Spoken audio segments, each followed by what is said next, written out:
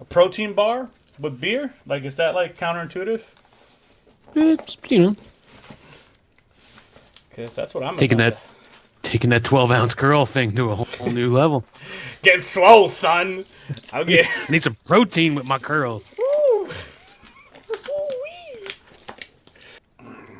Our protein bar's done. Dinner served.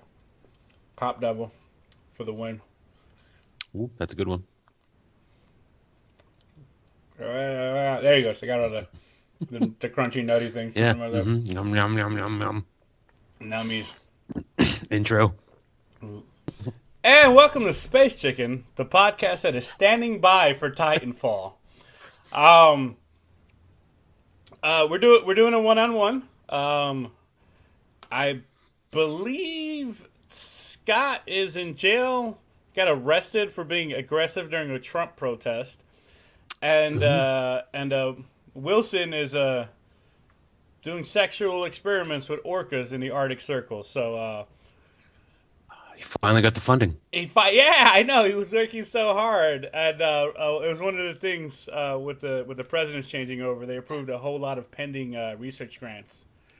Huh. So he's gonna see if he can fit an entire dork in his mouth. He wants to see if he can fit not lengthwise, just girth. He just wants to Just a, see. it's literally scientific, just a tip. Yeah, so today we're talking about Titanfall. All right, you have been our man out on the field. You purchased it for I the did. X Bone. Yep. You have been playing nonstop for, I'm going to say 3 days. I don't care if that's true or not, but for the sake of research, we're going to say 72 hours nonstop, 1 break of Titanfall 2. Titanfall 2, to be fair, Titanfall 2. And just as a backstory, I did play Titanfall 1. It was a very fun month, and then I moved on with my life. And I had no idea I was going to get a sequel across multiple platforms. I thought that game was dead. For me personally, it's like finding out they're making an Evolve 2.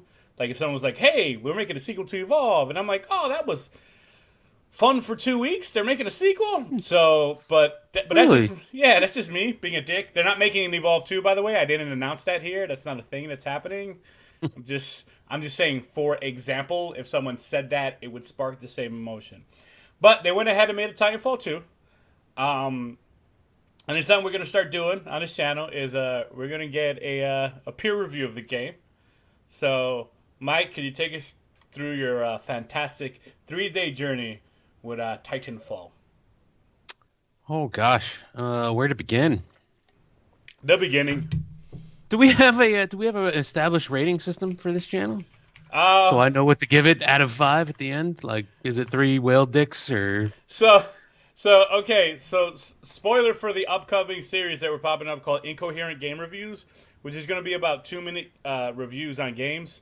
That's going to nitpick stuff that you would only know if you played it. And each episode was going to end with a random rating system that was Oh, okay. completely All right. So I can inconsistent just across the I can line. go. I can do whatever You I can want at do the end of you this. can do whatever you want, dude. Out of I get whatever. the. Well, I Uh, get to lay the foundation. I'm kind yes, of yes, excited. yes, yes. This is it. All right. So background out of the way. I didn't play the first Titanfall. It was Xbox exclusive. I didn't have an Xbox at the time. Really only played Titanfall 2 because a lot of people I follow on YouTube were raving about it. And I was like, well, if there's a new game I'm going to pick up to cover some of the downtime that we're experiencing in Destiny until the next event in December-ish, I was like, I guess I'm going to go with Titanfall 2 because a lot of people whose opinions I value were yelling and screaming that how great it was. And Watch Dogs isn't my thing, and I'm usually a Battlefield player, but I usually lose myself for months at a time into a Battlefield game. And with an upcoming business trip scheduled, I didn't have months to dive into a Battlefield game. So I thought Titanfall 2, perfect. Perfect. If it only lasts a month, I only need it to last a month. So know that going into it, I'm okay with it only lasting a month. Guess we should start off. Is it worth $60? Not sure. It has the campaign. From what I know of the first one, there was no campaign. It Okay, was basically a tutorial. so for those of you who've never played Titanfall 1, Titanfall 1 was a multiplayer only game, inspired by the way they kind of Left 4 Dead did it, because Left 4 Dead started this trend of, hey, here's a game, there is something resembling a single player mode, but it's really not a single player game at all. So it's basically we're letting you play a multiplayer game with bots, and from that, a lot of things, a lot of game developers tried that. One of them was Titanfall. Titanfall had a story and a lore. I have no idea what it was. There were two factions they were fighting, and for some reason, even though they both had giant robots, they waited until they killed each other a little bit before they can call the robot. Terrible military tactics, by the way. If we ever get to the point where we have giant robots, we should land the robots immediately and start the fight with the robots. Let's not start on foot and work our way up to robots. Let's just If start you with lose your robots. robot, run away. Let somebody else with a robot Yes, carry on. that's how it is. Uh, the way the story was meant to be delivered was through bits and pieces of dialogue and events that would happen during the multiplayer, or just during the game, because the entire game was multiplayer. There was no single campaign, but I'm going to keep saying multiplayer so that people can get in their head. There was no, but they were not cutscenes. They were things that would happen as units would push objectives and get further through the end of the match.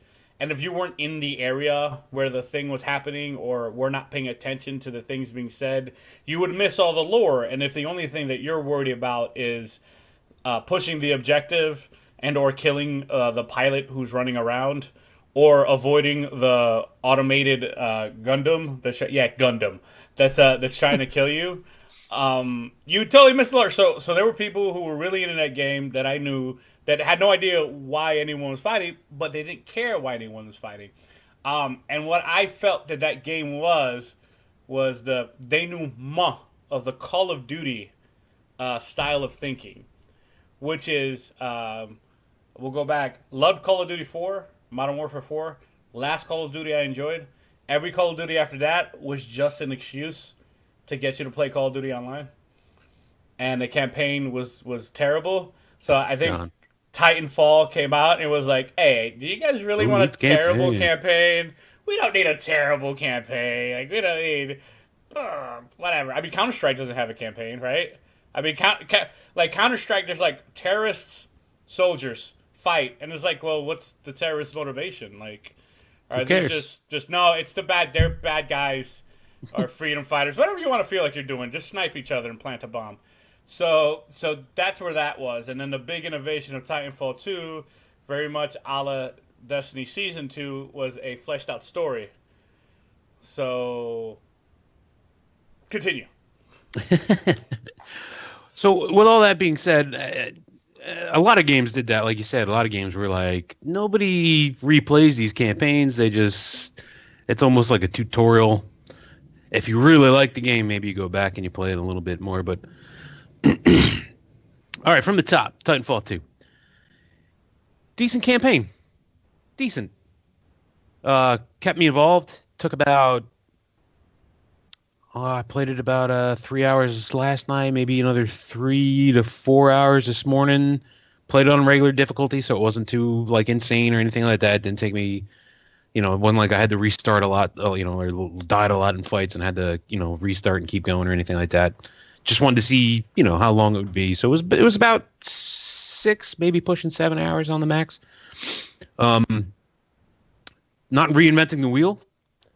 Very kind of basic campaign. Like, guy is in a situation, guy gets Titan, guy and Titan have to figure out how to return to their sister units and, defeat the bad guy whose plot is X, Y, and Z.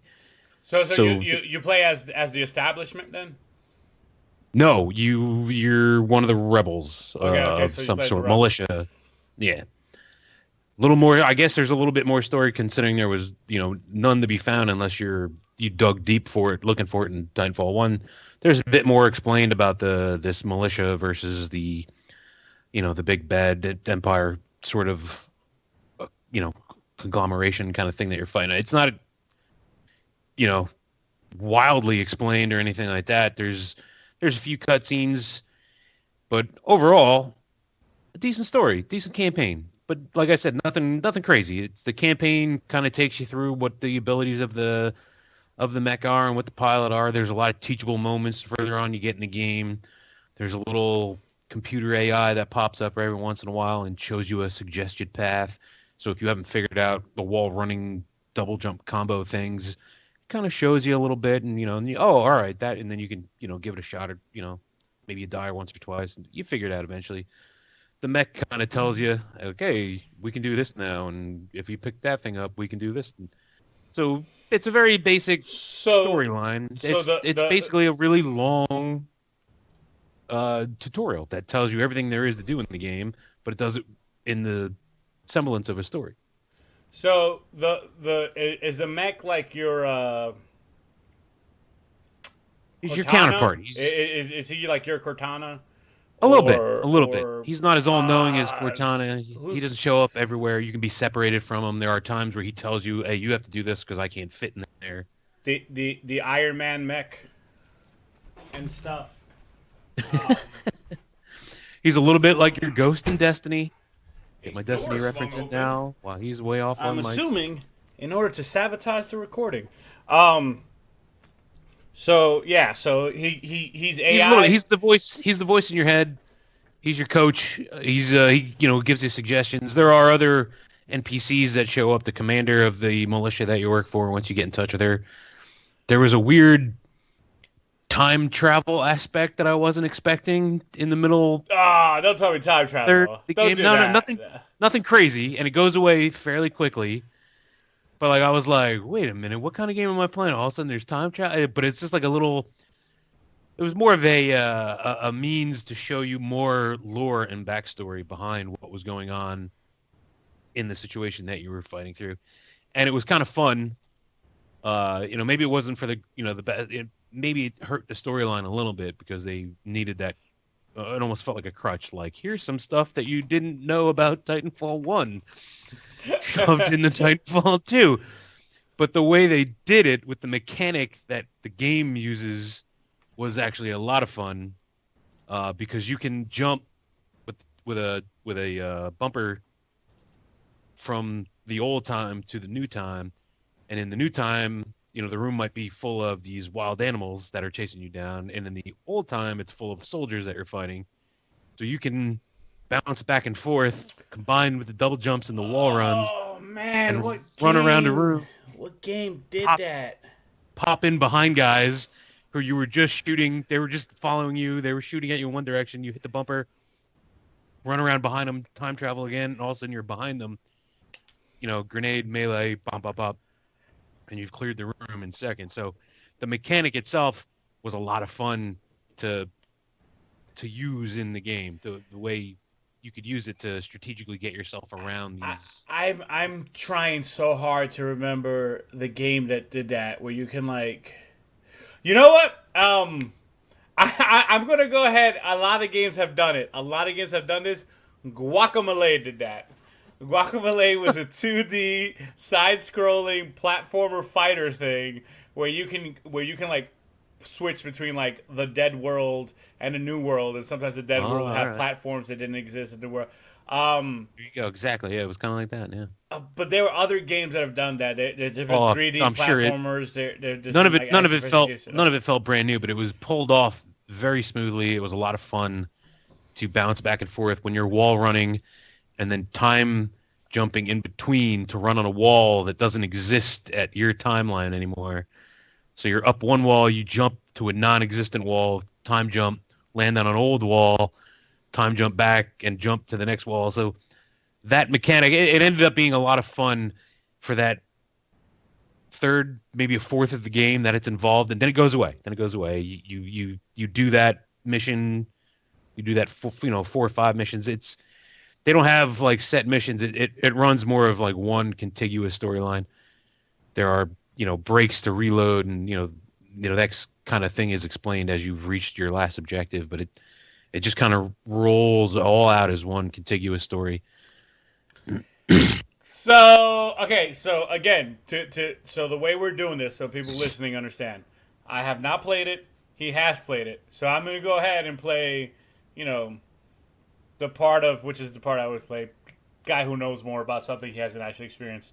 Um, I so it feels like a plot hole. Do you suddenly stop having time travel powers? Like, so time travel exists in this universe, but only when it's convenient to the storytelling mechanic. Yeah. Are your time travel powers something like, oh my god, my mech fell into the time rift and now I have time rift powers, and then oh, I took a shower and my time rift goo washed off, so I can't time rift anymore? Or is it like, hey, you're missing some background information. This is how we do it, and also, how about some platforming? Of your two examples, it's much more of the second one. It was very obvious that this was a way of telling backstory that they had never told before. Uh, and there is a thing that you find. The mech explains what might be happening, but he's even not even 100% sure because, hey, I'm just a silly robot. I only know what I'm programmed to know. But if I had to guess, it seems like it's this. Try hitting this button and see what happens. And then all of a sudden, poof, you're backwards in time. And then at the end of it all, the thing that you find that allows you to do this, like, breaks after you trigger like a massive explosion, and you're literally to the point where the guy just stands up, looks at his hand, rips it off, and throws it on the ground. Ah, No more time traveling after that. I had the power to travel through time, and I was like, this stupid thing is wonky. But I get. it wasn't like he couldn't pick where he was going. It was these two times that were linked via this thing. So you were either one or the other, and that was the end of it. Both were just as deadly. It wasn't like you would just revert to the other one if you try, were died in the other one or anything like that. But like I said, it's a little bit. It's a little bit of a storytelling crutch. It felt like it. It didn't ruin it or anything. It's not like you suddenly stop and go, "What the?" I was like, "Okay, it is what it is." I wasn't expecting it, but it was fun. The use of it was fun. So I was like, you know what? I'm kind of happy it's here, just to do some of the puzzly jumps, and the fighting was great. That part I really enjoyed. So it was actually some of the most entertaining parts of the game are during that crutchy storyline moment, because once you've realized what you can do, you start pulling off stuff that you're like, later on in the game, you're like, you know what I could really use here is is that time watch, so I could jump around behind that guy, punch him in the neck, You know, and then what jump I back could for really it. use that thing that's never gonna happen again. Yeah, Like that that thing thing that's is. gone, that my character literally took and like threw off the cliff. I was like, we should go get that. It'd make this part a lot easier. Bad idea. Hey, did you try a screwdriver? Maybe if you tighten up whatever time crystal that's in there, there's maybe time. So I do want to just go off on a tangent right now and talk about storytelling mechanics as they go, like when it comes to time travel, because again, I play tons of video games, not always to completion, mostly not to completion, because um, consider myself if you want to be like really good as a novelist or in English or whatever, you got to read a lot of books, right? So I want to be like a gaming historian, so I play tons of games. But imagine reading a million books, but never getting to the ending, getting like 4 or 5 chapters in and going, yeah, I get the gist of it, and then moving on to another book. I've been doing it with a lot of games, and some what I see concerning time travel as a storytelling mechanic bothers me a lot, because time travel does not help your story. Time travel 9 times out of 10 actually, for me, like as the audience member, makes it so that I'm like, I think you just broke the story, right? So let's go. You ever play Rift? So Rift is God, an, I is don't an think so. MMO, an MMO No, that okay. for a time, in my opinion, was better than WoW. Just for a time, it was a small window of about 6 months. It was It earlier was than WoW, no? no. It came Same out time? after WoW. It was one of the many MMOs that came out after WoW's like huge success, right? And and the problem I always had with the game's lore. By the way, the game's garbage now. Again, it was a 6 month span where it was better than WoW, but they couldn't compete with WoW, so it had to go free to play, and it was still fun. But then WoW like did its dip, and then it came back up, and then WoW just got better. But the basis of it was there's two sides, right? There was the we'll call one the monsters and one the knights, right? And when you play both of their stories, and their stories involve like becoming like a higher level hero, whatever, and the good guys can become it normally, but the science guys, it's like science versus religion kind of thing happening, and the science guys figure out how to do it using science, and the religious guys. But anyway, they war with each other, and of course, the third evil comes, and they have to unite to fight it, but they don't unite to fight it. So if you play the religious people, you fight in a war beforehand, then you kind of go into like stasis, and then you come back, and it's a fantasy RPG. Come back in the future during the breaking point. But if you play as that, I believe it's the Defiant. If you play as a Defiant, right, you actually play from the point of the future at the end of the world, where both sides fail to come together and stop the evil. If you guys are really into Rift and you listen to this, you can go, you get the lore all wrong. I'm getting the basic gist of it, right? But then you go back in time to the point of where you found like this special crystal or whatever in the past, and it's before the end of the world. So your hero goes through, you're made into a hero because of you guys figure out how to make heroes or whatever. You get to the end, you get to a battle, the world's about to end, you're like at the end of the world essentially. And then you go back in time to the point.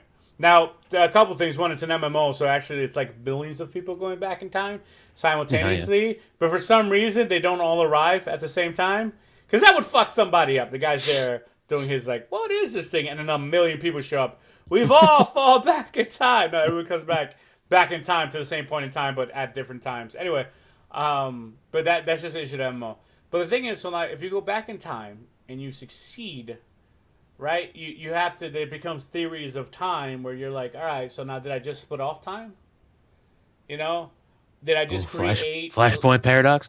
I think you might be overthinking it a little bit. I'm not overthinking it. It's for them. It's the basis of the storytelling. Like it really is. It's chapter 1 is travel back in time.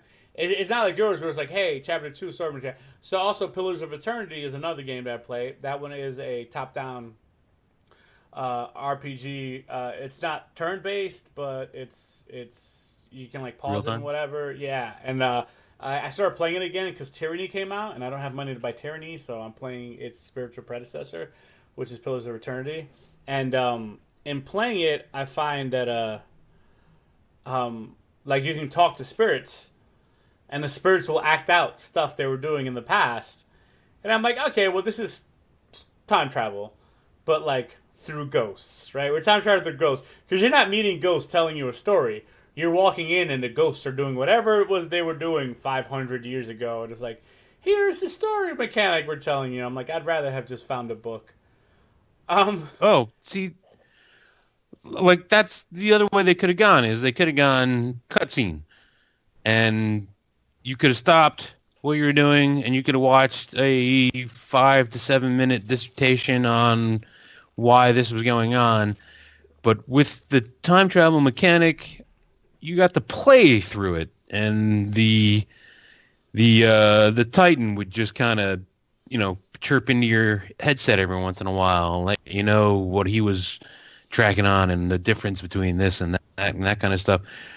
I'm not saying one's right and one's wrong, but I thought this one was, for this game, it felt all right. It was because it was enjoyable to play it rather than, like, I mean, you have to have a really good cutscene for me to sit there and be like, okay, I'm going to watch this for 7 minutes and pay attention to your lore and not just hit the skip button. Which one is the skip button?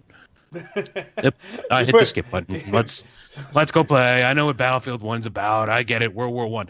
I'm skipping all cutscenes. Who cares?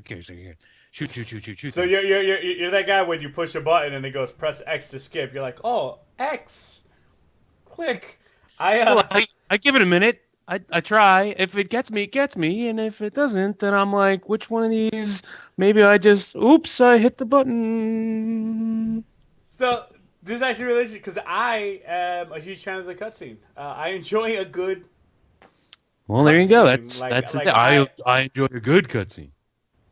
Yes, yeah, yes. But usually for me, if a game has a story worth paying attention to, right, and then in turn has a bad cutscene, I'm kind of taken out of it, man.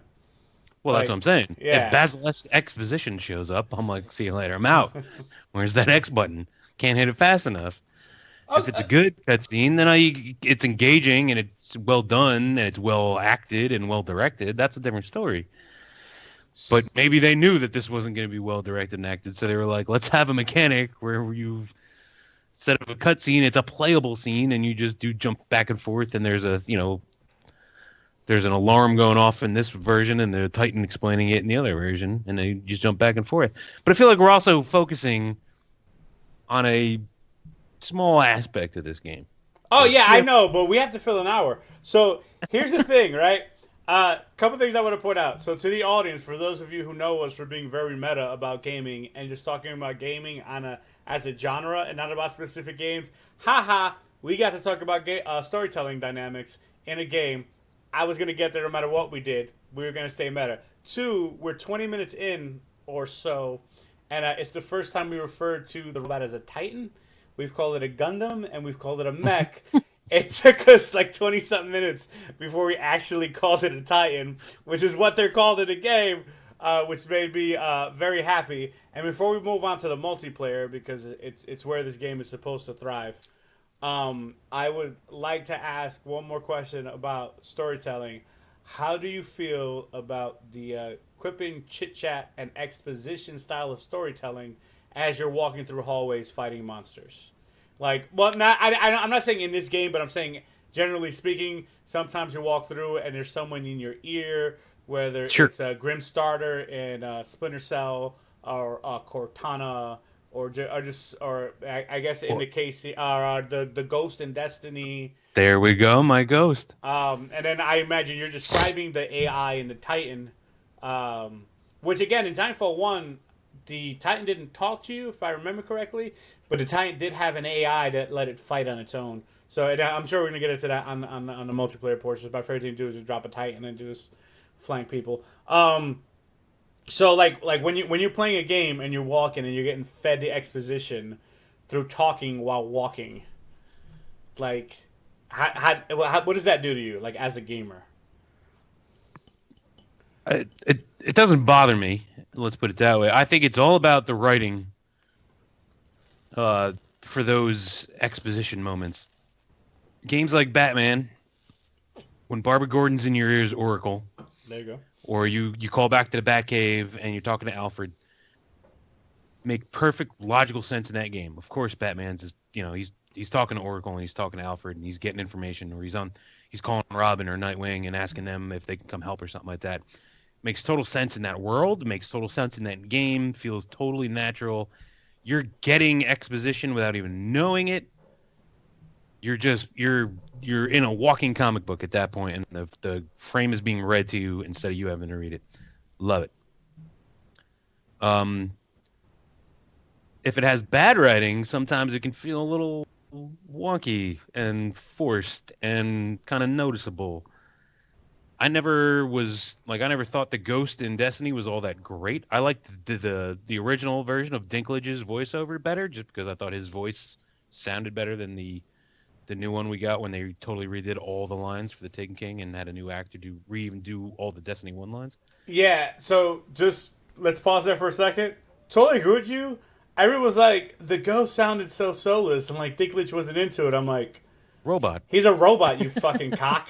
Like I It's got, a robot. like I'm sorry, it was like, hey, you're live. Woo! It's like he's a right. Woohoo! I thought he nailed it, but weird thing to want Yeah, to I thought fix. exactly. Yeah, I thought it was I was exactly like, what it sounded like. But a lot. The ghost also doesn't really give you a lot of the exposition. He's your walkie-talkie to the other people who are feeding you exposition when you're flying into orbit, which I also don't mind. Right? It's not a playable moment, but instead of just a loading screen of a ship flying in orbit, at least that's when like radio traffic is going on, letting you know some of the lore in Destiny. So I don't mind that. What I'm trying to come up with an example where it's bad and not coming off the top of my head, but Titanfall was okay. The robot has like the Titan, I would say it has a personality, but it is a unique individual, right? It remembers its previous pilots. It's upset that one of its prime directives is to sustain the pilot, and he's on his third in this particular game. You are his third pilot. You witnessed the death of the second one. You are not a pilot when this game begins. You're in training, kind of a thing. You're a rifleman. You're a grunt. The situation forces you into it. The guy who was training you gets whacked. Little spoiler for the beginning there. Spoiler alert for the first 2 minutes of the game. Go ahead. But then you connect with the Titan. There's a neurological scan thing going on. There's a later on in the game, like the Titan, that Titan's shell gets absolutely devastated, and you're able to save its cortex, its memory, its whatever, and bring it with you. And then when you're supplied a new Titan, they give you an empty one, and you're able to put that Titan's soul operating system, whatever you want to call it, back into the new shell, and you get BT 7274, whatever his name was, back again. Call him Steve. And Let's call him Steve. Steve, yeah, Steve sounded good. BT, Steve, whatever. BT Steve. But as a talking, voice in your headphones as you're playing the game, it wasn't bad. I don't mind the mechanical voice. It was a very mechanical voice, and he's very matter of fact. A fun addition is that you get to answer him occasionally, and they give you choices. So as you're running, bouncing off of walls and shooting things, these little options pop up on the bottom of the screen, and you could pick one for, up on the D-pad or down on the D-pad. So you can be a wise ass, or you can ask him a question. There's generally only 2 dialogue options. Sometimes you ask one and it automatically starts, leaves the second one up there, and you can hit the second one, that kind of stuff. Is that just for flavor, or does it have an actual impact on the game? No, no impact. It didn't seem like whatever you. It was just either whether you wanted to sound like a wise ass, or if you wanted to ask him a legitimate question. Like, so sometimes sometimes it's almost forced. Like, you're like, oh, I'll take the funny one, and then the serious one stays up there because it's like, oh, by the way, you also need that exposition. You need to know what's happening next. So after you make the joke and the robot doesn't get it, you can say, oh, it's just a term of endearment there, BT or Steve. But it wasn't bad. There was a little give and take, which is something that not every game will give you with the talking voice in your head. Even the Batman games, that dialogue is set. You call in, Barbara says this, you respond with that. You respond with Barbara says blah blah blah. It's back and forth, and on to the next. The next mission is unlocked. There's new side missions unlocked in the world when you exit that last mission that you just accomplished. At least there was a little interaction. I don't know what would have happened if you missed one. I may have even missed one because my hands were very engaged with jumping off of walls and shooting things, and now I have to reach for the D-pad to make a snarky comment to Steve. So Beachy Steve. All right, yeah. so I think we covered the campaign plenty. There's a story. There's a DeLorean in it, and there's a robot named Steve. So we got that. I think we're good to go. The game sounds interesting enough so far. By the way, it was already on sale for $30 via Amazon and Walmart. I don't know if that's the developer letting you in on the inside, like, hey, we're going to put it on sale within the first week it's released. But if you got it for $30, you're probably not disappointed. You're probably not disappointed with the campaign. If you paid $60, you better you're gonna need to play a fair bit of multiplayer to get your $60. Well, if I was releasing the same month as Call of Duty 1, I would make my game $30 as well. Might want to go on too. Yeah. Yeah. So let's talk gameplay and multiplayer, because again, this is a multiplayer game that again threw in a campaign to, I'm assuming, appease people like me to teach you the mechanics of the game, essentially. Who are probably not even going to pick up Titanfall 2. Like the old Battlefield games or the old Call of Duty games, where if you saw a tank and you could get in it, or you saw a mortar and you could use it, kind of taught you how to play Right, right. the end game. So with that, have you just been crushing your foes online? I I thought I was gonna be I thought I was gonna be douche at this, right? Because it's all the things in a multiplayer game that I'm not really into, right?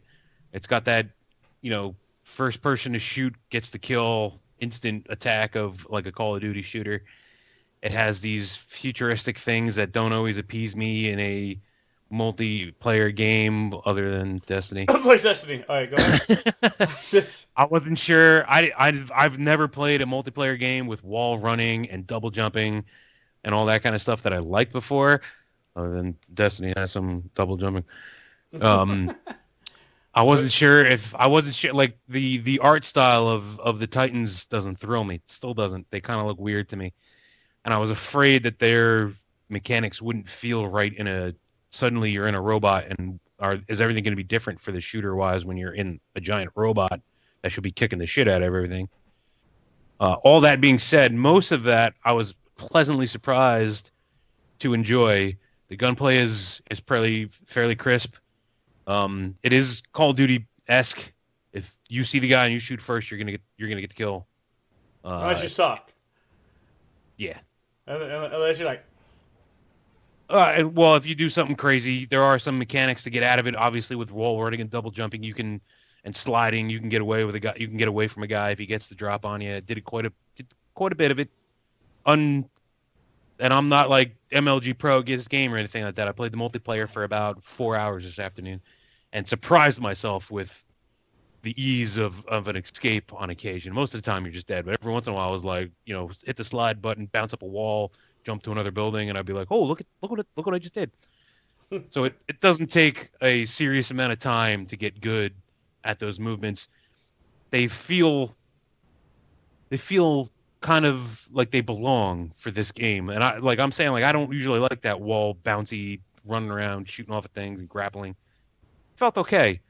You can also customize it a little bit. There's different things. If you don't want to be able to grapple, you can switch out to a different thing and you can go invis for like a short period of time.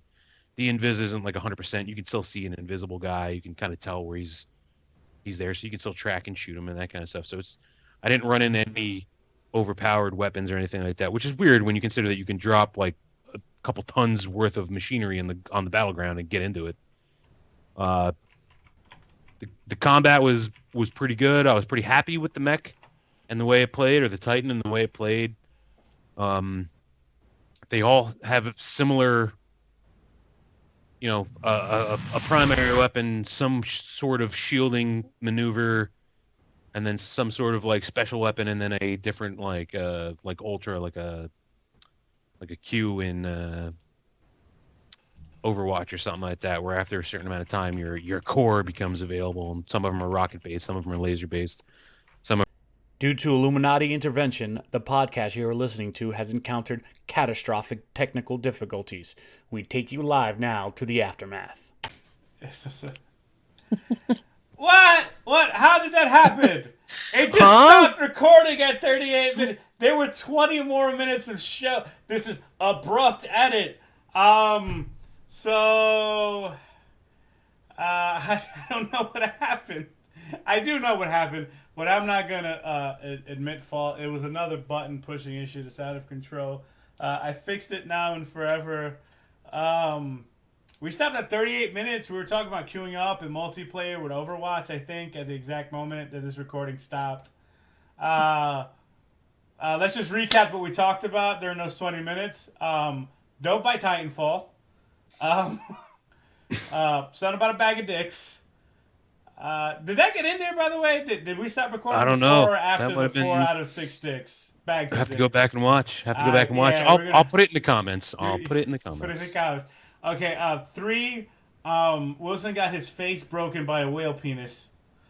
And all my anti-Trump stuff went right out the window. And all the Trump stuff. So much Trump stuff. There was something about the KKK, and then Scott was burning stuff because he was supporting Bernie Sanders, and he's in jail, and people were occupying his anus. That was the gist of what happened in the lost end of this. But unfortunately, due to technical difficulties, and we can't relive the moment. We can't remake that magic. Can't make it up. It was a work of art. We didn't write it the first time. We just lived it. My microphone was really far away from my face just then. Why? Because I pushed it away in disgust when I realized that the thing was. So now I can't even guarantee the audio quality of what we were just saying. But luckily, The wheels are falling off. The wheels are falling off. It's time to go, folks. It's time to go. Fucking podcast Mageddon right now. And this is all because Scott and Wilson didn't show up. This is all their fucking fault. Well, they're all, I'm assuming, 69ing. Each other people, I don't know. Free Harambe. I just in a Norwegian. Yes, and then because he was in the Arctic blowing whales and he broke his face, but he can't get into Britain because of Brexit. They had to take him to a hospital in Norway, and because his last name was Ortiz, he's not going to be allowed back in his country because of Trump by the time his face heals. So I think we recapped it all pretty good. Skip Titanfall. Not a bad game. It's just you're not going to remember it and you're not going to be playing it in 3 months. Click the like button and the subscribe button so that if we're more motivated to be better at this, we won't stop recording it midway. Just get this turned into a podcast and the last 20 minutes were just me and Mike talking. Like it just so that this between a podcast and a conversation is whether you're recording. And then we failed the test. Just a conversation. Just a Skype date. Just two bros on a Skype date. Just two adults, just supporting Microsoft. Just doing crazy stuff. just talking through XSplit for funsies. Yeah, just cause it's here. Yeah, just whatever. All right. So just like our YouTube channel, this thing's a fucking disaster. So for the second time today. But for the first time on video, this has been Space Chicken on No Right Answers Gaming. Yeah, we're done. We're for realsies. I was about to hit the hotkey again. So everyone knows what happens is I have hotkeys set up for like recording and stuff, but they're also keys that do regular stuff. And I accidentally hit one. I was looking up Lawbreakers. Okay, I'm gonna go ahead and tell a story. Okay, all right. Why not? I know exactly what happened. I was looking up Lawbreakers, right? Because you were talking about doing the wall running and the double jumping and the grappling hook and how you weren't used to that being in a first-person shooter. Again, I don't know if that part was recorded or not, so if I'm being redundant, I don't want to apologize. I already apologized for losing half the podcast anyway. So, Lawbreakers is a game in alpha where one of the classes is basically an assassin, and they run, and they wall drop, and they grappling hook. So I wanted to kind of bring it up in a tangent. To get to the website, you have to like put your information in there, and one of it's your date of birth, and it's one of the numbers on the 10 key that I use, on a 10 keypad that I use to record. And one of those numbers was in my birthday. So when I typed it into Lawbreakers to pull up this compare and contrast we could have done during the podcast. And that's what happens when you're producing a show as you go. If we had done any show prep, fuck you, Scott. That stuff would have been queued up already. But because we don't do any show prep and we're doing it all on the fly, I'll just stop recording midway for funsies. So this is how you get funny moments. This is how it's all live. It's real. It's guttural. All live. Yes. All right. So for the third time today, and for the second time on recording, this has been Space Chicken. I know Right Answers Gaming. It was 4 bags of dicks out of 6. All right, bye. Outputs. You see, now I have to do all. But before we go, should I download Titanfall? Okay, good. Enough. I just want to know. I was looking at it and I'm like, should I get this? But we'll. If it's 30, did you like the first one? Yeah, for the first month. Then wait until it's $30 on Black Friday.